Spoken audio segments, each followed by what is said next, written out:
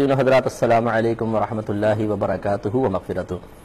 Programme احکام شریعت اور عقائد بما دلائل کے ساتھ آپ کی خدمت میں حاضری کا شرف حاصل ہے۔ فرشتوں کے بارے میں بیان عقائد کا آغاز ہوا تھا اور پچھلے پروگرام میں آپ کو بتایا تھا کہ فرشتے ایک نوری مخلوق ہیں، اللہ تبارک و تعالیٰ نے انہیں نور سے پیدا کیا ہے۔ اس نور کی حقیقت اور ماہیت کیا ہے یہ اللہ ہی بہتر جانتا ہے، لیکن بہرحال قرآن و حدیث سے فرشتوں کا نور سے پیدا کیا جانا ثابت ہے۔ وجود ملائکہ چونکہ قرآن کی نصوص صریحہ واضح آیات سے ثابت ہے، لہذا جو فرشتوں کے وجود کا انکار کرے وہ دائرہ اسلام سے خارج ہو جائے گا۔ گویا کہ فرشتوں کے وجود کا ماننا یہ ضروریات دین میں سے ہے، اور آپ کو بتایا تھا کہ جو ضروریات دین کا صراحتاً انکار کر دیتا ہے وہ دائرہ اسلام سے خارج ہو جاتا ہے۔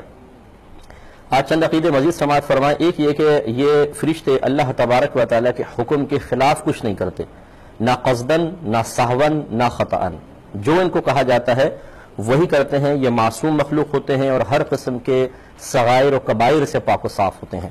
اللہ تعالیٰ نے ارشاد فرمایا وَيَفْعَلُونَ مَا يُؤْمَرُونَ، یہ وہی کرتے ہیں جن کا انہیں حکم دیا جاتا ہے۔ سورہ نحل آیت نمبر 50 ہے، اور دوسری آیت سورہ تحریم آیت نمبر 6 میں اللہ تبارک و تعالیٰ ارشاد فرماتا ہے کہ لا يعصون اللہ، یہ اللہ تبارک و تعالیٰ کی نافرمانی نہیں کرتے، ما امرہم، اس چیز میں جس کا اللہ تعالیٰ نے ان کو حکم دیا، وَيَفْعَلُونَ مَا يُؤْمَرُونَ، اور یہ وہی کرتے ہیں جن کا ان کو حکم دیا جاتا ہے۔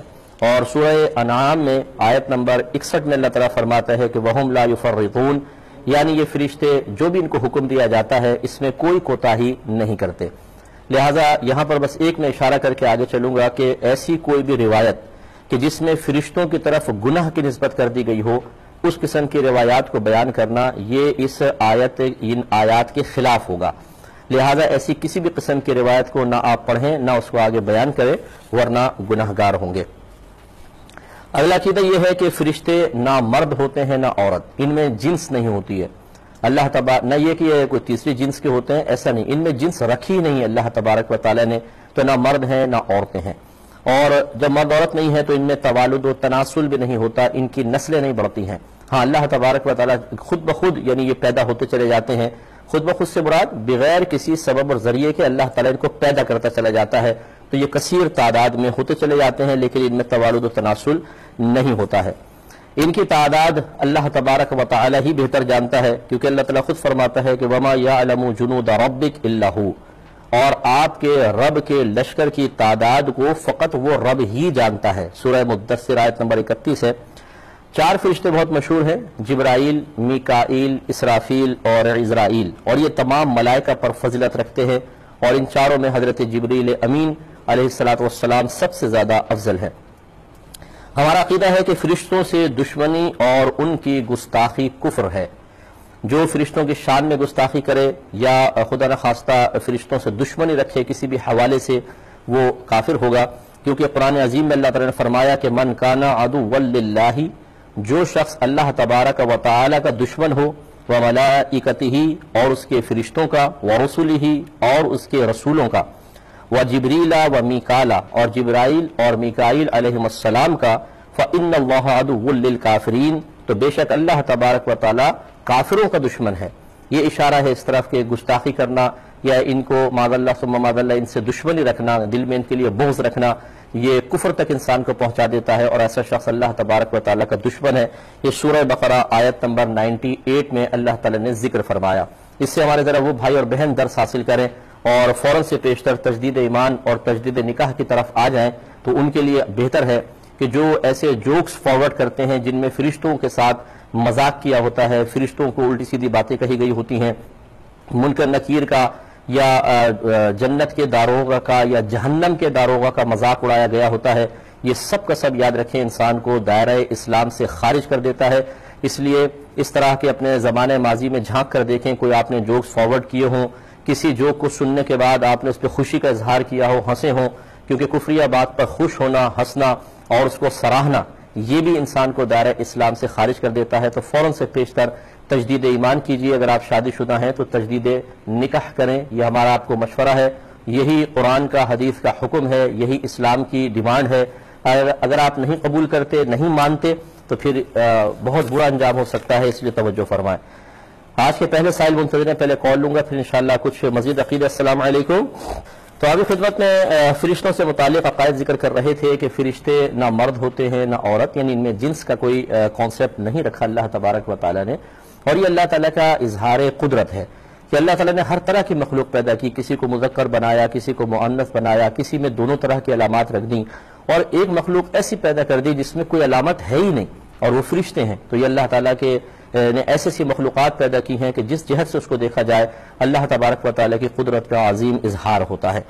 پھر آپ کو یہ بتایا کہ ان کی تعداد بہت کثیر ہے، 4 فرشتے معروف ہیں، اور یہ بھی عقیدہ ذکر کیا کہ فرشتوں کی ادنا گستاخی کفر ہے، اور اگر کوئی فرشتوں کا مذاق اڑاتا ہے یا فرشتوں سے معاذ اللہ بغض رکھتا ہے، کینہ رکھتا ہے، تو یہ تمام انسان کو دائرہ اسلام سے خارج کرنے کے لیے کافی ہیں۔ تو اس لیے قطعی طور پر اس طرح کا کوئی معاملہ نہ کیا جائے۔ اگر سابقہ زندگی میں ہوا ہے کہ آپ نے کبھی مذاق اڑایا ہو، خدا نخواستہ کوئی غلط قسم کا جملہ کہہ دیا ہو، تو اللہ تبارک و تعالیٰ کی بارگاہ میں توبہ کریں۔ ضد اور انانیت میں اڑے رہنے سے کوئی فائدہ نہیں ہوتا۔ اگر آپ کسی کی بات کو یہ کہہ کے رد کر دیں، ارے یہ تو مولوی کی باتیں میں نہیں مانتا ہوں، دیکھا جائے گا جو ہوگا، اس طرح کہنے سے فوری طور پہ آسمان سے کوئی بجلی نہیں گرتی ہے کہ آپ فوری طور پہ جملہ کہہ کر دیکھیں کوئی رد عمل آیا، نہیں آیا تو دیکھا کچھ بھی نہیں ہوا۔ یہ تو کافروں نے بھی کہا تھا، وہ انبیاء علیہ السلام سے بار بار یہ کہتے تھے کہاں ہے وہ عذاب، لے کر آؤ، ہم پر نازل کرو۔ تو اللہ تبارک و تعالیٰ اپنے نبیوں کو پھر یہی ارشاد فرماتا تھا کہ ان سے کہو کہ جس عذاب کی طلب میں تم جلدی کر رہے ہو وہ عنقریب تم تک پہنچے گا۔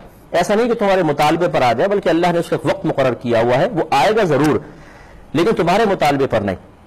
تو اللہ تبارک و تعالیٰ کی ڈھیل دینے والی عادت مبارکہ سے ناجائز فائدہ اٹھا کر ہٹ دھرمی کرنا یہ سمجھداری نہیں ہے، بلکہ اس کو اللہ کا کرم سمجھیں کہ ہم غلطی کر بیٹھتے ہیں، ہم سے بعض اوقات کفریات سرزد ہو جاتی ہیں، گناہ کبیرہ صغیرہ سرزد ہو جاتا ہے، اللہ تعالیٰ فوراً نہیں پکڑتا، فوراً ہمیں موت نہیں دیتا، بلکہ ہمیں مہلت دے رہا ہے کہ ہم جلدی سے توبہ کر لیں۔ اس لیے سمجھدار جو بھائی بہن ہیں وہ انا کا مسئلہ بنائے بغیر غور و تفکر کرنے کے بعد، اگر آپ نے فیس بک پہ ایسے کوئی لطائف ڈالے ہوئے ہیں ان تمام کو نکالیں، کبھی آپ نے فارورڈ کیے ہیں تو جن کو کیے ہیں ذہن میں لائیں، ان کو منع کریں کہ آگے فارورڈ نہ کریں، اب کریں گے، آپ کی ذمہ داری ہے، میں اللہ کی بارگاہ میں توبہ کر چکا ہوں، کیونکہ اس سلسلے کو روکنا بھی ضروری ہوتا ہے۔ اور تیسرا یہ کہ پھر اللہ کی بارگاہ میں کامل توبہ کریں اور علم دین سیکھیں، تاکہ علم دین کی کمی کی بنا پر نادانستہ طور پہ انسان کسی ایسی ایکٹیویٹی میں مصروف نہ ہو جائے کہ جو اسے دائرہ اسلام سے خارج کر کے معاذ اللہ ثم معاذ اللہ میدان محشر میں کفار کی صفوف میں کھڑا کر دے۔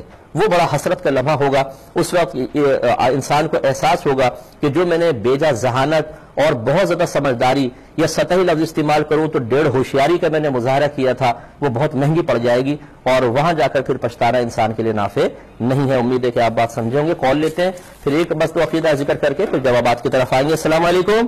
بسم اللہ الرحمن الرحیم۔ تو آپ کی خدمت میں فرشتوں کے عقائد، فرشتوں سے متعلقہ عقائد ذکر کر رہے تھے۔ آخری بس یہ بات یاد رکھیں، یہ قصہ ہاروت ماروت بڑا معروف ہے کہ یہ 2 فرشتے تھے، انہوں نے اللہ تعالیٰ کی بارگاہ میں ایک اعتراض سا کیا کہ اللہ تعالیٰ تو نے بنی آدم کو دنیا میں بھیج دیا، حالانکہ ہم تو تیرے زیادہ عبادت گزار بندے تھے، تو ضرورت کیا تھی؟ تو اللہ تعالیٰ نے فرشتوں سے فرمایا کہ اچھا اپنے میں سے 2 کو ہمیں دو، ہم اسے انسانی شکل میں دنیا میں بھیجتے ہیں اور پھر تمہارا امتحان لیتے ہیں۔ تو انہوں نے ہاروت ماروت کو منتخب کیا، ان کو انسانی شکل میں دنیا میں اتارا گیا، تو اللہ تعالیٰ نے ان کے ساتھ نفس بھی پیدا کر دیا اور شیطان بھی مسلط کر دیا جو ان کو بہکا سکتا تھا۔ تو ان کے سامنے زہرہ نام کی ایک عورت آئی اور اس نے اپنے آپ کو گناہ کے لیے پیش کیا، تو انہوں نے کہا نہیں توبہ توبہ، ہم تو ایسا نہیں کریں گے۔ پھر اس نے ایک بچے کو پیش کیا کہ اس کو قتل کر دو، انہوں نے کہا نہیں ہم یہ نہیں کر سکتے۔ تو اس نے پھر شراب پیش کی کہ اچھا کم از کم یہی پی لو، تو انہوں نے شراب پی لی، اور جب شراب کے نشے میں آئے تو بچے کو بھی قتل کر دیا اور زنا کے مرتکب بھی ہو گئے۔ تو اللہ تبارک و تعالیٰ نے ان کو بطور سزا ایک کنویں میں الٹا لٹکا دیا ہے، اور وہ زہرہ نامی عورت جو تھی وہ زہرہ سیارہ بن گئی، ستارہ بن گئی۔ اس قسم کی روایات لکھی ہیں اور یہ مسند امام احمد بن حنبل میں نقل بھی کی گئی ہے، لیکن یاد رکھیں کہ ہمارے محققین علماء کرام نے، اکابرین نے، اسلاف نے منع فرمایا ہے کہ اس قسم کی روایات کو بالکل ذکر نہ کیا جائے۔ شفا شریف اٹھا کے پڑھ لیں، اس کی شرح اٹھا کے پڑھ لیں۔ فتاوی رضویہ میں خود امام احمد رضا خان صاحب نے اس کو منع کیا ہے کہ یہ واقعہ ذکر نہ کیا جائے، بلکہ یہ کہا گیا ہے کہ یہود نے اپنے پاس سے یہ افترائی ایک واقعہ گھڑ کر اور یہ لوگوں میں عام کر دیا تھا، لہٰذا یہ ہاروت ماروت کی روایت بالکل غلط ہے، اس کی کوئی حقیقت نہیں ہے۔ آخری کال لیتے ہیں، پھر انشاءاللہ میں جوابات کی طرف آؤں گا۔ السلام علیکم۔